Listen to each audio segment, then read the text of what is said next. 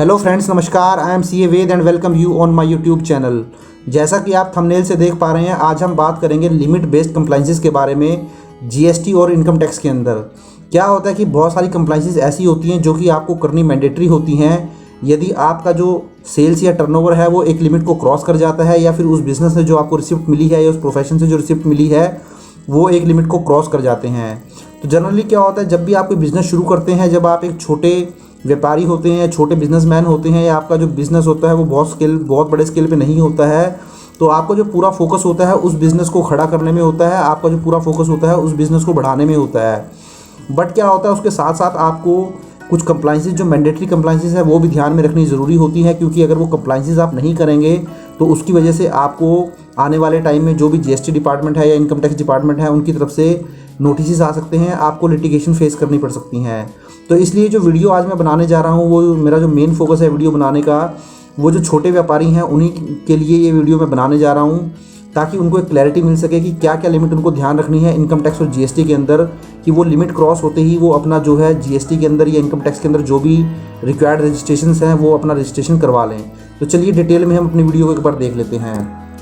तो यहाँ पर जो लिमिट बेस्ड कंप्लाइंसेस हैं इसको मैंने दो कैटेगरी में डिवाइड कर दिया है। पहली कैटेगरी तो मैंने सेल ऑफ सर्विस की ले ली है। मीन्स आप कोई प्रोफेशनल हो सकते हैं, डॉक्टर हो सकते हैं, चार्टर्ड अकाउंटेंट हो सकते हैं, कोई आर्किटेक्ट हो सकते हैं, कोई वकील हो सकते हैं, या इसके अलावा और भी कोई आप सर्विस प्रोवाइड कर सकते हैं, कोई प्रोफेशनल हो सकते हैं। तो या तो आप एक सर्विस प्रोवाइड कर सकते हैं, जो आप बिज़नेस करते हैं वो सेल ऑफ सर्विस का करते हैं,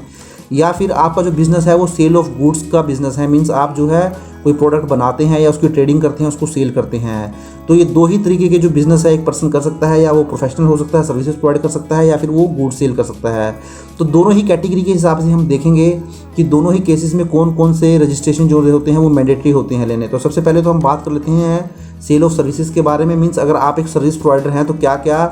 रजिस्ट्रेशन आपके लिए लेने मैंडेटरी होते हैं, या कौन कौन सी रिक्वायरमेंट होती हैं जो आपको फुलफिल करनी होती हैं। तो सबसे पहले इसमें मैंने कंसिडर किया है कि आईटीआर फाइलिंग मैंडेटरी आपके लिए कब होती है, कब आपके लिए एक इनकम टैक्स रिटर्न को फाइल करना ज़रूरी होता है यदि आप एक प्रोफेशनल हैं। तो यहाँ मैंने आपको यही बताया है, अगर आप एक सर्विस प्रोवाइडर हैं, आप सर्विस प्रोवाइड कराते हैं और आपकी उस सर्विसेज से जो ग्रॉस रिसिप्ट होती है एक साल के अंदर, एक फाइनेंशियल ईयर के अंदर, अगर वो 10 लाख रुपए क्रॉस कर जाती है, मीन्स आप एक प्रोफेशनल हैं, सर्विस प्रोवाइडर हैं, और आप जो सर्विस प्रोवाइड करवा रहे हैं उस सर्विसेज से आपकी जो ग्रॉस रिसिप्ट है वो 10 लाख रुपए से क्रॉस कर जाती है एक फाइनेंशियल ईयर में, तो आपके लिए इनकम टैक्स की रिटर्न को फाइल करना मैंडेटरी हो जाता है। इवन आपकी जो इनकम है वो नेग्लिजिबल है। मीन्स यहाँ पर आप इनकम को देखेंगे ही नहीं। मीन्स अगर सपोज करें आपने 10 लाख रुपए की सर्विस क्रॉस कर दी, आपने 10 लाख की सर्विस दे दी, और आपको उस बिज़नेस के अंदर 20%, उस सर्विसेज के अंदर 20% का प्रॉफिट होता है, तो यहाँ तो आपका जो प्रॉफिट यहाँ पे हुआ या जो आपकी इनकम हुई वो केवल 2 लाख रुपए की ही हुई। तो बट क्या है कि एक इनकम टैक्स के अंदर क्लॉज भी है कि 2.5 लाख रुपए तक तो इनकम टैक्स रिटर्न फाइल करने की ज़रूरत ही नहीं होती। तो अब यहाँ पर वो 2.5 लाख रुपए की जो लिमिट है वो एप्लीकेबल नहीं होने वाली है, क्योंकि अगर आप एक प्रोफेशनल हैं, सर्विस प्रोवाइडर हैं, और आपकी ग्रॉस रेट 10 लाख से क्रॉस कर गई हैं, तो उस केस में फिर वो 2.5 लाख की लिमिट देखनी ज़रूरी नहीं होती है। तो उस केस में सिर्फ ये देखा जाएगा कि पूरे साल के अंदर आपको अगर 10 लाख क्रॉस कर गया है तो आपको इनकम टैक्स की रिटर्न फाइल करनी ज़रूरी है। तो पहली कंडीशन तो ये हो गई सेल ऑफ सर्विसेज के केस में, सर्विस प्रोवाइडर के केस में, कि आईटीआर मैंडेटरी कब है फाइल करनी। चलिए अब हम दूसरी चीज़ को देख लेते हैं। दूसरा मैंने लिया है कि आपको जीएसटी के अंदर रजिस्ट्रेशन कराना कब मैंडेटरी होता है। तो यहाँ पर भी मैंने यही बताया, आप एक सर्विस प्रोवाइडर हैं और आपकी जो ग्रॉस रिसिप्ट है इन सर्विसेज से वो 20 लाख रुपए क्रॉस कर जाती है एक फाइनेंशियल ईयर के अंदर।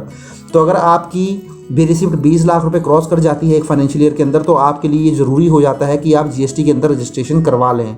बट यहाँ पर एक मैंने नोट भी दिया है, यहाँ मैंने आपको ये बताया है कि ये जो 20 लाख रुपए की लिमिट है ये 10 लाख के साथ सेट ऑफ हो जाती है अगर ये जो सर्विसेज जो प्रोवाइड की गई हैं वो कुछ स्पेशल कैटेगरी स्टेट्स में प्रोवाइड की गई हैं। मीन्स आप जम्मू एंड कश्मीर में अगर कोई सर्विस प्रोवाइड की गई है, हिमाचल प्रदेश, उत्तराखंड और नॉर्थ ईस्ट के जो स्टेट होते हैं, अरुणाचल प्रदेश, मेघालय, आसाम वगैरह, तो अगर इन स्टेट्स में अगर सर्विसेज प्रोवाइड की गई हैं तो ये जो 20 लाख रुपए की लिमिट है ये 20 लाख की नहीं रहेगी। उस केस में ये जो लिमिट है 10 लाख की हो जाएगी। आपको 10 लाख क्रॉस करते ही जीएसटी का रजिस्ट्रेशन लेना पड़ेगा। तो ये तो हुई जीएसटी रजिस्ट्रेशन की बात। तीसरा हम देख लेते हैं टैक्स ऑडिट आपको कब कराना ज़रूरी होता है एज ए सर्विस प्रोवाइडर। तो यहाँ पर भी अगर आप एक सर्विस प्रोवाइडर हैं और आपकी उस सर्विसेज से जो ग्रॉस रिसिप्ट हुई है पूरे साल के अंदर, एक फाइनेंशियल ईयर के अंदर, वो 50 लाख रुपए क्रॉस कर गई है, तो अगर आपकी ग्रॉस रिसिप्ट 50 लाख रुपए से ज़्यादा क्रॉस कर जाती हैं तो उस केस में आपके लिए टैक्स ऑडिट करवाना कंपलसरी हो जाएगा एक चार्टर्ड अकाउंटेंट से। तो एक सीए से आपको टैक्स ऑडिट भी करवाना मैंडेटरी हो जाएगा। तो सर्विस प्रोवाइडर के लिए 3 चीज़ें ज़रूरी हैं, इनकम टैक्स की रिटर्न फाइल करना ज़रूरी है, जीएसटी के अंदर रजिस्ट्रेशन कराना ज़रूरी है और टैक्स ऑडिट मैंडेटरी है। तो ये तीनों चीज़ें उसको करवानी पड़ेगी। अगर उसकी जो ग्रॉस रिसिप्ट है, जो लिमिट मैंने आपको बताई है, जो तीनों ही लिमिट मैंने आपके साथ डिस्कस की है, 10 लाख रुपए की, 20 लाख रुपए की और 50 लाख रुपए की, तो ये तीनों लिमिट अगर क्रॉस हो जाती हैं तो आपको अकॉर्डिंगली ही इनकम टैक्स की रिटर्न फाइल करना ज़रूरी हो जाएगा, टैक्स ऑडिट कराना मैंडेटरी हो जाएगा और इसी तरीके से आपको जीएसटी के अंदर रजिस्ट्रेशन लेना मैंडेटरी हो जाएगा। तो ये तो मेरी बात हुई प्रोफेशनल सर्विसेज के बारे में। तो चलिए मैं बात कर लेता हूँ, जब आप सेल ऑफ गुड्स करते हैं, मीन्स आप एक बिजनेसमैन हैं और आप गुड्स की ट्रेडिंग करते हैं, तो उस केस में भी देखिए क्या लिमिट रहने वाली हैं। तो यहाँ पर भी आपके लिए इनकम टैक्स की रिटर्न फाइल करना मैंडेटरी होता है अगर आपका कोई बिजनेस है और उस बिज़नेस के अंदर अगर आपका सेल या आपका जो टर्नओवर है उस बिज़नेस से अगर एक फाइनेंशियल ईयर के अंदर 60 लाख रुपए से ज़्यादा क्रॉस कर जाता है तो आपके लिए इनकम टैक्स की रिटर्न को फाइल करना मैंडेटरी हो जाएगा। तो यहाँ पर भी इनकम से कोई लेना देना नहीं है, इनकम आप नहीं देखेंगे, बस अगर आपकी सेल एक फाइनेंशियल ईयर के अंदर 60 लाख रुपए क्रॉस कर गई तो आपके लिए इनकम टैक्स की रिटर्न फाइल करना ज़रूरी हो जाएगा। इसी तरीके से जीएसटी रजिस्ट्रेशन यहाँ भी लेना मैंडेटरी हो जाता है। तो यहाँ पर भी यही देखा जाएगा कि अगर आप एक बिजनेसमैन हैं, आप गुड्स सोल्ड करते हैं और आपकी जो सेल या टर्नओवर है उस बिज़नेस से वो 40 लाख रुपए क्रॉस कर जाती है, अगर आपकी एक फाइनेंशियल ईयर में सेल 40 लाख रुपए क्रॉस कर जाती है तो उस केस में आपको जीएसटी के अंदर भी रजिस्ट्रेशन कराना ज़रूरी हो जाएगा। तो यहाँ पर भी मैंने आपको देखिए एक नोट दिया है, यहाँ भी मैंने आपको यही बताया, जो 40 लाख की लिमिट मैंने आपको बताई है ये रिप्लेस हो जाएगी 20 लाख रुपए से कुछ स्पेशल स्टेट्स के लिए, जैसे जम्मू एंड कश्मीर हो गया, हिमाचल प्रदेश हो गया, उत्तराखंड हो गया और नॉर्थ ईस्ट स्टेट्स हो गया। मीन्स इन स्टेट्स के अंदर 20 लाख क्रॉस करते ही आपको जीएसटी के अंदर रजिस्ट्रेशन करवाना पड़ेगा।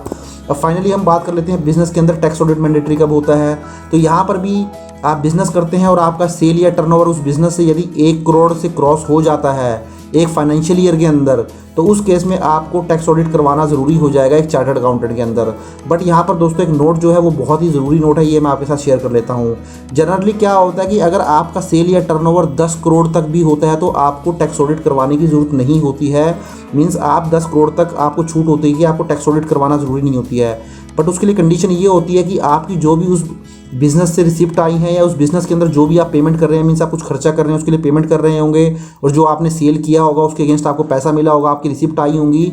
तो वो एटलीस्ट 95% जो है वो डिजिटल मोड में होनी चाहिए। मीन्स आपके जो 95 ट्रांजेक्शन हैं जो रिसिप्ट के और पेमेंट के, वो आपके डिजिटल मोड में होनी चाहिए, बैंकिंग मोड से होने चाहिए। या दूसरे शब्दों में आप बोल सकते हैं कि कोई आपकी जो कैश की डीलिंग है उस बिज़नेस के अंदर वो 5% से ज़्यादा की कैश की डीलिंग नहीं होनी चाहिए, तो आप ये भी बोल सकते हैं। तो अगर आपका बिज़नेस ऐसा है जहाँ पर आपकी जो डीलिंग है वो 5% से ज़्यादा की नहीं है, मीन्स आप जो रिसिप्ट पैसा रिसीव करते हैं वो 5% से ज़्यादा कैश में रिसीव नहीं करते हैं, या जो आप पेमेंट करते हैं वो 5% से ज़्यादा कैश में पेमेंट नहीं करते हैं, मीन्स आपका 95% जो बिज़नेस है या उससे ज़्यादा बिज़नेस है वो डिजिटल मोड में है, बैंकिंग मोड में है, तो उस केस में जो आपकी लिमिट देखी जाएगी टैक्स ऑडिट के लिए वो 10 करोड़ रुपए देख ली जाएगी। तो इस तरीके से देखिए कुछ दोस्तों ये इंपॉर्टेंट पॉइंट्स थे या कुछ इंपॉर्टेंट लिमिट्स थी जो मैंने आपके साथ शेयर कर ली, और दोनों को ही मैंने 2 कैटेगरी में डिवाइड करके आपको बताया है। प्रोफेशनल्स के लिए अलग बताया है और बिज़नेस के लिए अलग बताया है जहां हम गुड्स की ट्रेडिंग करते हैं। तो अगर आप भी ये बिज़नेस करते हैं या प्रोफेशनल हैं और आपका बिज़नेस अभी बहुत बड़ा नहीं है, छोटा बिज़नेस है, तो इन लिमिट्स को ज़रूर ध्यान रखिए और इन लिमिट्स को ध्यान में रखते हुए आप जो भी इंपॉर्टेंट रजिस्ट्रेशन है वो आप ज़रूर लेते चलिए, क्योंकि अगर आप ये नहीं लेंगे तो आने वाले टाइम में आपको प्रॉब्लम होने वाली है। तो आशा करता हूँ दोस्तों वीडियो आपको अच्छा लगा होगा, और वीडियो अच्छा लगा है तो मेरे चैनल को लाइक शेयर और सब्सक्राइब जरूर कर लीजिए। Thank you very much, have a nice day, take care.